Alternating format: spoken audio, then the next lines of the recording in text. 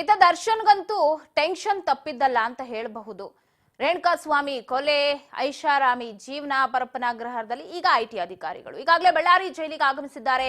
IT ಅಧಿಕಾರಿಗಳು ಇಂದು ಸಂಜೆ ಹೋಗ್ತಾರೆ ಅಂತ ಹೇಳಲಾಗ್ತಿತ್ತು. ಅದರ ಹಿಂದೆ ಬಳ್ಳಾರಿಗೆ ಈಗಾಗಲೇ ಭೇಟಿ ಕೊಟ್ಟಿದ್ದಾರೆ. ಬಳ್ಳಾರಿ ಕೇಂದ್ರ ಕಾರಾಗೃಹದ ಕಂಬಿ ಹಿಂದೆ ಕಾಟೇರ. ಬಳ್ಳಾರಿ ಕೇಂದ್ರ ಕಾರಾಗೃಹಕ್ಕೆ ಐಟಿ ಅಧಿಕಾರಿಗಳು ಭೇಟಿ ನೀಡಿದ್ದಾರೆ. ಬಳ್ಳಾರಿ ಕೇಂದ್ರ ಕಾರಾಗೃಹದ ಕಂಬಿ ಹಿಂದೆ ಕಾಟೇರ ಇದ್ದು ಸಾಕ್ಷಿ ನಾಶ, ಕೊಲೆ ಪ್ರಕರಣ ಇದೆಲ್ಲದರ ಹಿನ್ನೆಲೆ ಬೇಲ್ ರಿಜೆಕ್ಟ್ ಆಗಿದೆ. ನಾಳೆ ಮತ್ತೊಮ್ಮೆ ಬೇಲ್ ಅರ್ಜಿ ಇದೆ. ಆದ್ರೆ ಇತ್ತ ಐಟಿ ಅಧಿಕಾರಿಗಳು ಶಾಕ್ ಕೊಟ್ಟಿದ್ದಾರೆ. ಲಕ್ಷ ಲಕ್ಷ ಹಣ ಹೇಗ್ ಬಂತು, ಅದರ ಮೂಲ ಯಾವುದು, ಯಾರ ಹತ್ರ ತಗೊಂಡ್ರಿ, ಯಾಕೆ ತಗೊಂಡ್ರಿ, ಹೇಗ್ ತಗೊಂಡ್ರಿ, ಈ ತರ ನೂರಾರು ಪ್ರಶ್ನೆಗಳನ್ನ ಐಟಿ ಅಧಿಕಾರಿಗಳು ದರ್ಶನ್ ಮುಂದಿಡ್ತಾರೆ. ಈಗಾಗಲೇ ಬಳ್ಳಾರಿ ಕಾರಾಗೃಹಕ್ಕೆ ಭೇಟಿ ನೀಡಿದ್ದಾರೆ ಐಟಿ ಅಧಿಕಾರಿಗಳು.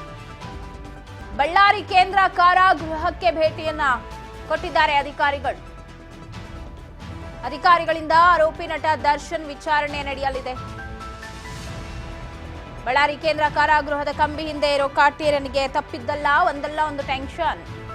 ಇದೀಗ ಐಟಿ ಅಧಿಕಾರಿಗಳು ಆ 84 ಲಕ್ಷ ಜೊತೆಗೆ ಹಣ ಹೇಗೆ ಬಂತು, ಆ ಹಣವನ್ನ ಕೊಟ್ಟವ್ರು ಯಾರು, ಮೂಲ ಏನು, ಏನ ಆಧಾರ, ಇದೆಲ್ಲವನ್ನ ಕೂಡ ವಿಚಾರಣೆ ಮಾಡ್ತಾರೆ. ಕೇವಲ ದರ್ಶನ್ ಮಾತ್ರ ಅಲ್ಲ, ದರ್ಶನ್ ವಿಚಾರಣೆ ಬಳಿಕ ಕೆಲ ನಿರ್ಮಾಪಕರಿಗೂ ಕೂಡ, ಡೆವಲ್ ಸಿನಿಮಾದ ನಿರ್ಮಾಪಕರಾಗಿರ್ಬೋದು, ಕೆಲವೊಬ್ಬರಿಗೆ ತನಿಖೆಗೂ ಕೂಡ ಒಳಪಡಿಸ್ತಾರೆ ಅಂತ ಹೇಳಲಾಗ್ತಾ ಇದೆ.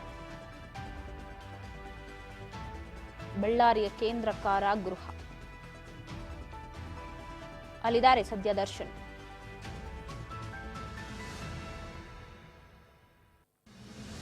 ಐಟಿ ಅಧಿಕಾರಿಗಳೀಗ ಭೇಟಿ ಕೊಟ್ಟಿದ್ದು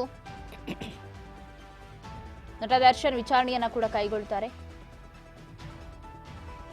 ಸೊ ವಿಚಾರಣೆಯಲ್ಲಿ ಏನ್ ಹೇಳ್ತಾರೆ ದರ್ಶನ್, ಹಣದ ಮೂಲದ ಬಗ್ಗೆ ಹೇಳ್ತಾರಾ?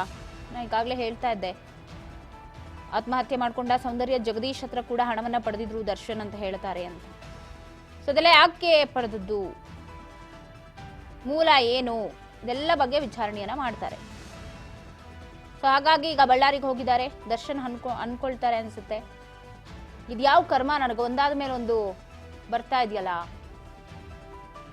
ರೇಣುಕಾಸ್ವಾಮಿ ಕೊಲೆ ಕೇಸ್ ಆಪಾದನೆ ಬಂತು, ಅದಾದ್ಮೇಲೆ ಪರಪ್ಪನ ಅಗ್ರಹಾರ ಜೈಲಿಗೆ ಹೋದೆ, ಅಲ್ಲಿ ಐಷಾರಾಮಿ ಜೀವನ ಅಂತ FIR ಹಾಕಿದ್ರು, ಅಲ್ಲಿಂದ ಬಳ್ಳಾರಿಗೆ ಬಂದೆ, ಐಟಿ ಅವ್ರ ಹಿಂದೆ ಬಿದ್ದಿದ್ದಾರೆ ಅಂತ.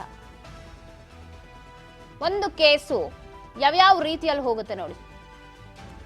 ಕೋರ್ಟ್ ಅನುಮತಿ ಪಡಿಬೇಕಾಗಿತ್ತು, ಪಡೆದುಕೊಂಡ್ರು, ಅನುಮತಿ ಕೊಡ್ತು ಕೋರ್ಟು, ತನಿಖೆ ಮಾಡಿ ಹೋಗಿ ಅಂತ.